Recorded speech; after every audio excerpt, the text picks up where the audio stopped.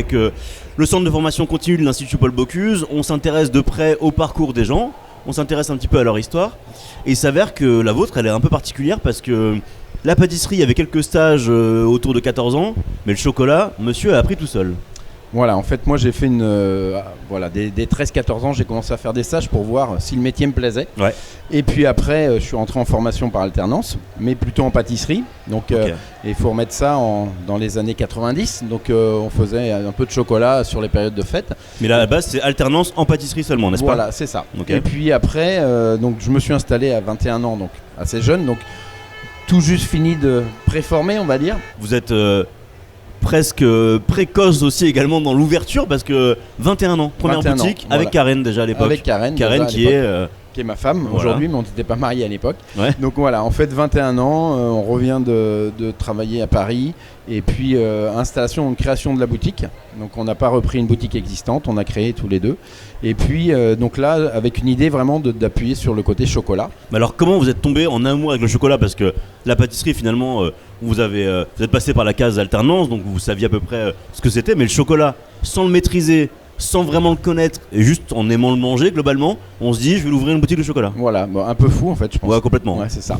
Et puis je me suis vite rendu compte justement que le chocolat c'était aussi un métier qui faisait partie de la pâtisserie mais qui était aussi un métier différent. Ouais. Et donc il a fallu apprendre, se dire tiens et pourquoi cette ganache est bonne et pourquoi celle-ci est moins bonne, pourquoi la texture est pas. Et donc j'ai vraiment travaillé là-dessus sur le côté comprendre le métier. Bah, c'est là où vous mettez le doigt finalement sur une des facettes du métier qu'on a tendance à négliger, c'est-à-dire la sensibilité. Finalement, travailler le chocolat, travailler même la pâtisserie, c'est quelque chose de très très sensible. Bien sûr, en fait, c'est quelque chose qu'il faut ressentir. Et surtout, moi, j'ai toujours travaillé pour me créer mon identité. Parce que c'est ça, pour moi, qui est important. On est tous des artisans. Et aujourd'hui, quand on travaille, moi, j'ai des collègues, on travaille les fèves de cacao qui viennent de la même provenance. Eh bien, on a des goûts différents. Évidemment. Et je trouve que c'est ça l'intérêt de l'artisan. Presque 25 ans plus tard, Monsieur Garlet a fait un petit bout de chemin. 130 employés aujourd'hui. C'est ça. Et quasiment le même nombre de gens que vous avez formés. Oui. La formation pour vous, elle est, en apprentissage, la formation pour vous, elle est cruciale, elle est au cœur de votre métier. Ouais, elle est indispensable. Moi, je suis issu de la formation et j'ai toujours travaillé pour avoir des apprentis, des différentes personnes en formation, parce que notre métier va suivre et va évoluer, et il a évolué depuis de nombreuses années par cette formation. Si on garde tous notre petit jardin secret dans notre coin, il n'y a pas d'intérêt, et une recette qui n'est pas diffusée va mourir. Le but c'est de transmettre à des gens de tous les âges finalement. De tous les âges. Parce qu'on peut avoir des jeunes minots comme vous qui avaient 14 ans et qui ont commencé, également des gens un peu plus âgés qui vont avoir la trentaine aujourd'hui, qui veulent se reconvertir. On sent aujourd'hui quand même que ce métier-là attire aussi des gens qui veulent changer de vie. Bien sûr, on a de plus en plus, c'est vrai que ce profil de personnes est arrivé, on va dire là depuis quelques années, alors avec aussi la médiatisation du métier. Et puis on se retrouve avec des gens qui se disaient tiens, j'ai toujours voulu faire des gâteaux, mais on m'a plutôt orienté sur une voie un peu plus scolaire et différente. Là aujourd'hui on a une Agathe qui est chez nous, qui est rentrée au mois de juin, ouais. Qui travaillait chez L'Oréal en service marketing, qui a une trentaine d'années, et qui a pris une année pour se dire bah voilà, je fais un CAP pâtissier en alternance parce que je veux le faire. Et puis elle me dit je me donne un an, et puis au bout d'un an, en fonction de ça, je vois. Et je trouve que c'est quand même, enfin voilà, c'est une vraie remise en question. Là, elle me dit ouais, c'est vrai que le matin, quand on commence à 4h, ça pique un peu. Et c'est vraiment, c'est un profil différent. Si elle vient chez vous, ça n'est pas par hasard, c'est parce que vous êtes aussi un puriste dans le chocolat maintenant. Depuis 2017-2018, je crois, vous commencez à produire vos propres chocolats. Voilà. C'est-à-dire, faut expliquer-nous un peu la différence pour quelqu'un qui n'y connaîtrait pas grand-chose entre le gap que vous avez passé, pourquoi vous avez franchi ce cap-là de produire votre propre chocolat. Donc en fait, voilà, le métier de chocolatier, c'est d'utiliser du chocolat, de faire des ganaches, des pralinés, des bonbons de chocolat. Et puis, pour ce métier, on a besoin d'une matière première qui est le chocolat. Le chocolat issu de la fève de cacao. Mmh. Et donc, moi, j'ai choisi, donc c'est un rêve depuis longtemps, et j'ai choisi en 2017 de vraiment me lancer en me disant, voilà, je vais aller travailler avec les producteurs, avec des sourceurs de cacao qui vont pouvoir m'amener des fèves de cacao, Ouais. donc, où on va pouvoir choisir également la provenance, mais où je vais surtout influer sur la deuxième partie, ce qui sont la torréfaction, le conchage, pour avoir un chocolat vraiment identitaire. Le Et vôtre. donc, voilà. Et là, c'est un petit peu comme si le boulanger voulait faire sa farine, quoi. Ok. On intervient en amont.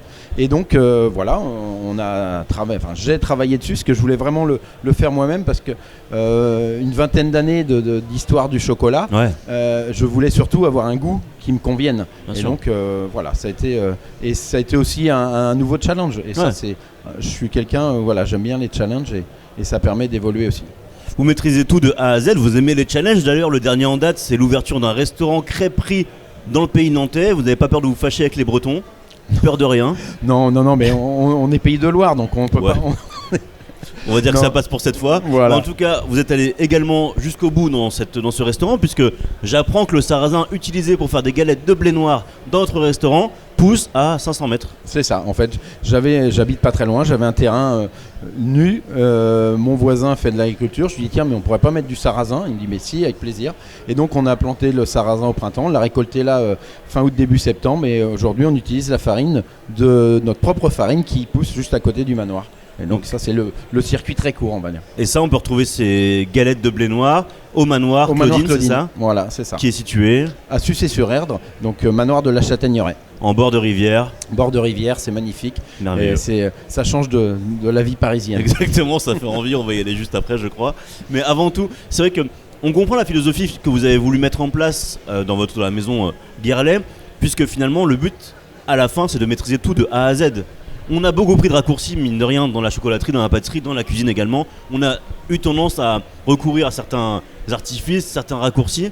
Et finalement, tout le monde se rend compte qu'on peut tout maîtriser de A à Z et que c'est mieux pour tout le monde, c'est mieux pour vous, c'est mieux pour le client et c'est mieux pour le goût. Voilà, c'est ça. En fait, moi, j'ai toujours voulu tous les produits que l'on vend et aussi les sous-produits. Par exemple, notre praliné, on a toujours fait notre praliné. Ouais. Enfin, voilà, je trouve que l'artisanat, pour moi, c'est ça. Il faut maîtriser la chaîne, on va dire, de A à Z. Et puis, c'est ce qui nous permet de faire notre identité. Et puis, aujourd'hui, on parle de circuit court. Le circuit court, ça passe aussi déjà par fabriquer et de connaître la matière première qu'on va mettre dans ces pâtisseries, dans ces chocolats. Malgré, on va dire, ces années qui passent, vous êtes resté plutôt fidèle au pays nantais. 6 boutiques aujourd'hui, vous restez ancré dans votre terroir. Oui, voilà, moi je suis un pur petit beurre nantais. Ouais. Je me suis installé à Nantes donc il y a 25 ans et aujourd'hui, oui, 6 boutiques entre Nantes et la périphérie.